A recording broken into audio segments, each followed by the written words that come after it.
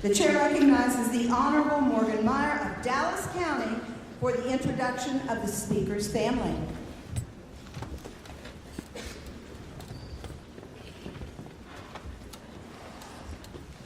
Thank you, Madam Secretary. Members and guests, I am pleased to introduce to you Speaker Phelan's family members joining us on the floor today. His wife, Kim, his 4 sons, Ford, Matt, Hank, and Luke, his parents, Janie and Michael Phelan, and Speaker Phelan's siblings. Welcome.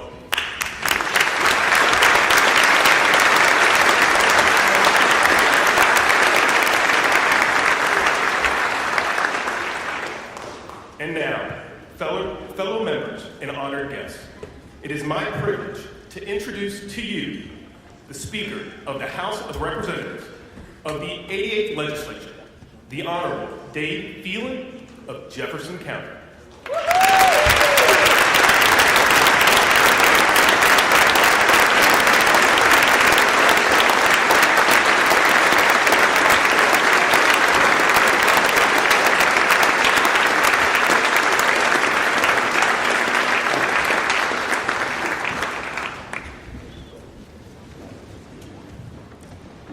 Well, good afternoon, and welcome to the first day of the 88th Texas Legislature. Madam Secretary, the Honorable Jane Nelson, welcome back to the House. The West Wing looks good on you, but it seems like senators will do anything to get on the House floors these days. Thank you for being here to oversee today's proceedings as the first Texan in history to preside over an opening day ceremony in both the House and the Senate. Congratulations.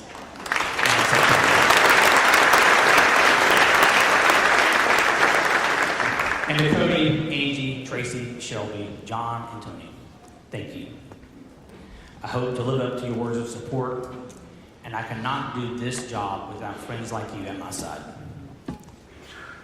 After completing a regular session that was anything but regular, 3 special sessions, and traveling 30,000 miles this interim, I would like to start this address the way I like to start every day, which is thanking my wife, Kim, for still being my wife.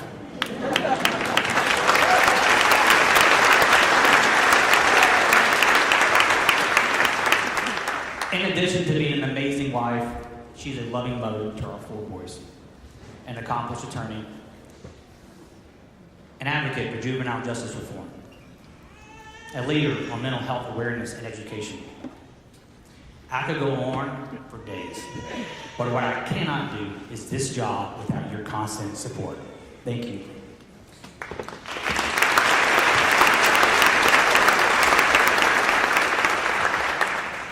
Who's texting me right now? Please stop. Really?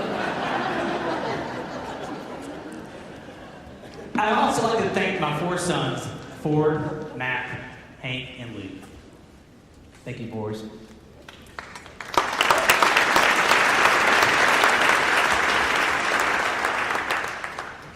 I want to thank you for teaching me how to referee a conversation between people who care a lot about an issue. We don't have points of order back home, but a good knockdown, dragged-out fight over the Xbox is pretty good training for being a speaker. And Luke and Hank had one 2 hours ago. Thank you for being the best kids a dad could ask for.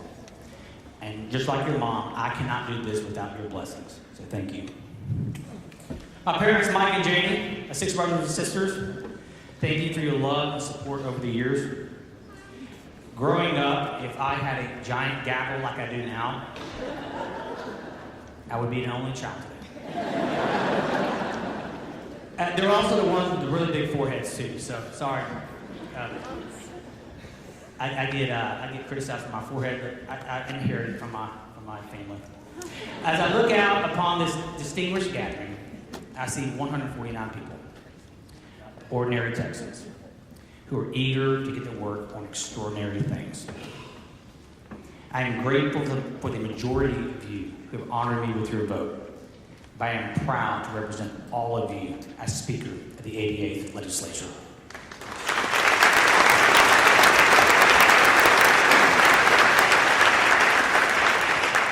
I also see your beautiful families, friends, and supporters. Let us not forget the sacrifices they have made to get you where you are today. Texas appreciates you. Members, let's give them a round of applause.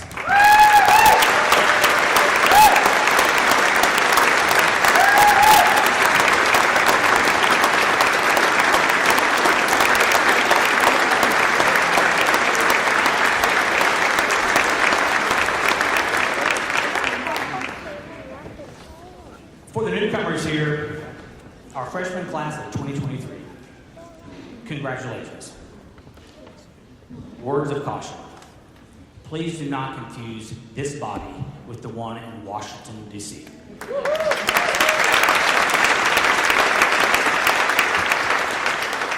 After watching Congress attempt to function last week, I cannot imagine why some want Texas to be like D.C.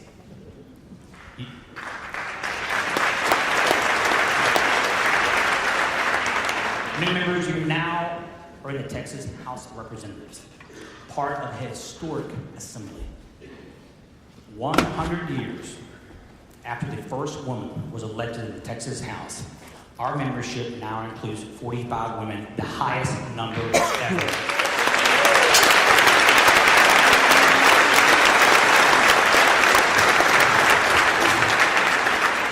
And all of us represent 150 unique populations from the cities, the suburbs, and the countryside. 194,000 strong in each district. And while our districts are certainly unique, they have one thing in common. They have trusted us to be their voice. And that is what we will do for the next 140 days. One day at a time, one issue at a time, one bill at a time. All of that work will be rooted in one of the most fundamental, necessary elements of this institution, the Texas House rules. As the most deliberative body in this nation, our rules matter. And my advice to new members is to know them, love them, and be certain we will enforce them. Because our rules keep the game fair, but they do not dictate the outcome. We will have divisions, every session does, but that division does not have to define us. Let the political fires that have raged compel us to come to the table for a solution, not flee from our responsibilities. There will be countless outside voices, not from your district, not from this state, that seek to control our conversation, and they will be plenty loud. But the conversations that matter to us, the conversations that matter to our constituents, happen in here. They happen in this room, in the Texas House. We do our work together here. And when we do that, we might just be surprised to find out how much we have in common. We can find our first patch of common ground in the most fundamental element of society, the family. If we are going to be a family-focused house, and I do hope we will be, we must take a long look at what matters to Texas families. Fortunately, everyone here has spent the better part of a year on the campaign trail, hearing directly from our constituents. And like you, I've heard some very straightforward concerns from the families in my district. I've heard about the economy, inflation, difficulty in making ends meet, ever-increasing property taxes that have led many to feel year in and year out they are renting their property from the government. Like them, I believe tax relief should be a priority.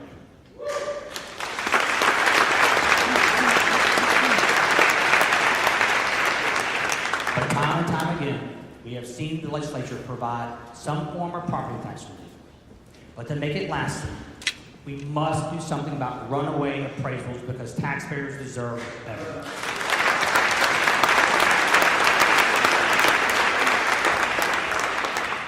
My constituents also talked about the need for quality health care at a reasonable price for families and businesses.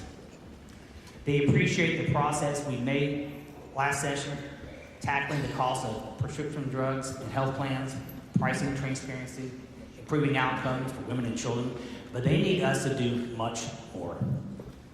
So we're going to continue the momentum by giving patients greater control over their health care as well as better access.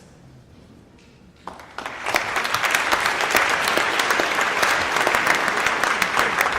my travels, I also heard about Texas' desire for safe streets. During the 87th, we reset a national conversation on criminal justice.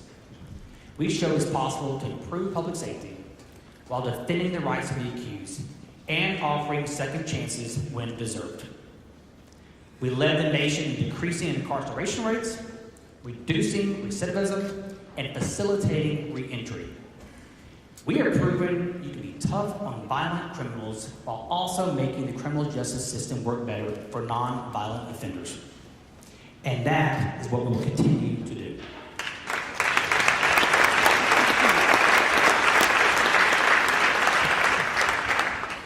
But members, we can work all day on these issues, but if rogue district attorneys will not uphold the law, what progress are we really making? It is time to rein them in.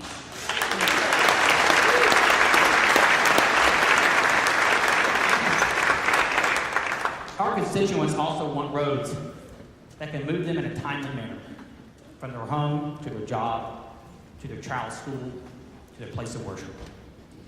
Texans want a reliable supply of water, resiliency from flooding, dependable energy, and high-speed internet across this great state. They want exceptional schools with exceptional teachers. With a once-in-a-lifetime budget surplus, now is the time to put a down payment on the future of Texas.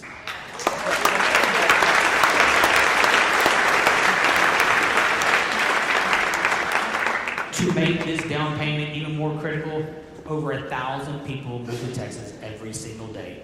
They do not bring these investments with them, members.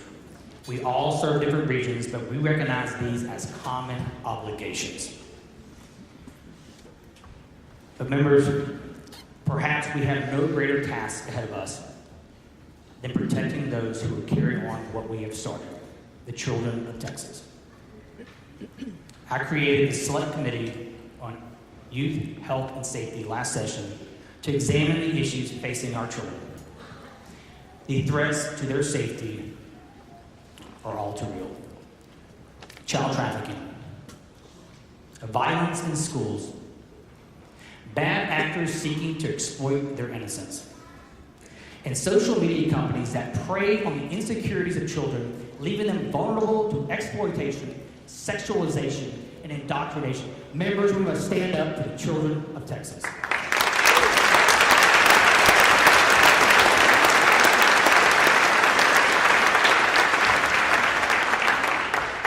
Teachers and parents alike want safer schools, and our kids deserve them.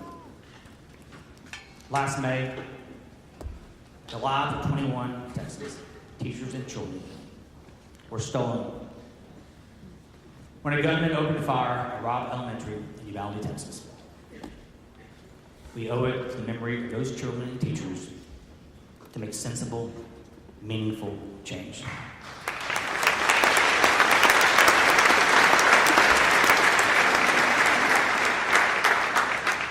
I want to thank the families of Uvalde for inviting me to meet with them just last week. Having heard from them directly and taking into account the findings of our investigative committee, we have insights to inform our decision. This is going to be an especially tough conversation. This body has proven capable of handling conversations like this in the past. I am confident we will do so again.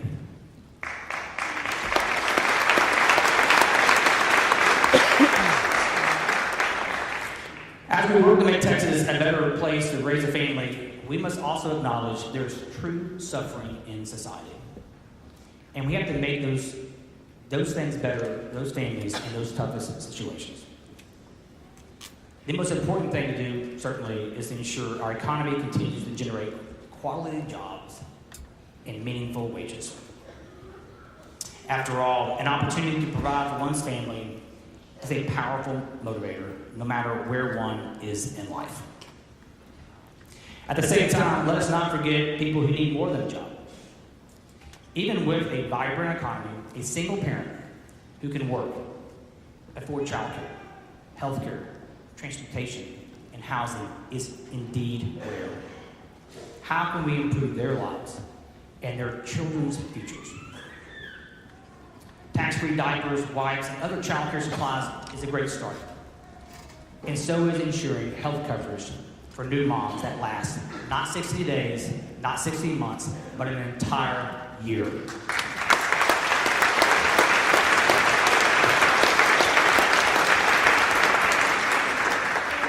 Tony Rose stood up. Starting today, I represent Jasper County. Last week, I read a story about the local county hospital joining the 60% of rural Texas hospitals that no longer deliver babies. Mothers in rural areas now face hour-long drives for basic services. We should not leave this session without a firm commitment to reversing this trend.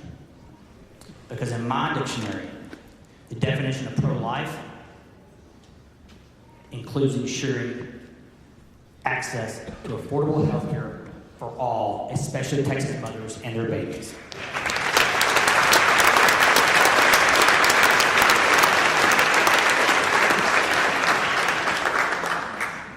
And to show the Texas House is committed to the maternal health of our own staff this session, I am proud to announce we are offering additional resources to guarantee 12 full weeks of paid maternal and paternal leave for those working for this chamber this session.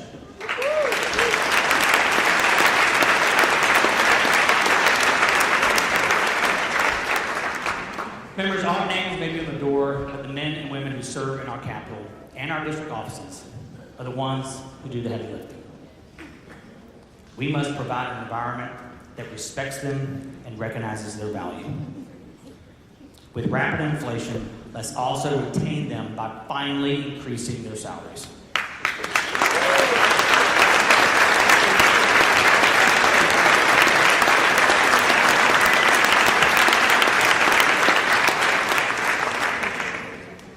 Show Mr. Schaefer voting aye. Making things better for all Texas families is how we deliver on the limitless potential for our state in every area, from gainful employment to public safety. That includes border security, which is certainly in the minds of our members, but especially those who represent border communities. We can all agree that our border towns have been bearing the brunt of Washington's failed immigration policies, some going as far as they claim themselves to be in a state of disaster. It is a legal and humanitarian crisis. Every budget I voted for has poured millions, now billions of dollars into the gap between federal policies and the realities on the ground. As stewards of every budget dollar, we must ensure our strategy not only fits realities on the ground, but is truly, measurably effective. We must also acknowledge the additional threats posed by a porous border. More than 1,600 Texans died from fentanyl overdoses in 2021. That is 1,600 too many. Before Texas families get that heartbreaking call, members, we must stop the cartels in their tracks, and we will. Members, though we face many challenges this session, there will be even more opportunities. The work is hard, but it is worthwhile. The work is demanding, but it is noble. The work is necessary, and because we have the privilege of doing it for the people of Texas, I know we will get it done together. It is a privilege to serve as a member of this distinguished body, and I'm once again humbled by the opportunity to be your speaker. Thank you for this enormous honor. Thank you for serving this great state. God bless you all, and God bless Texas.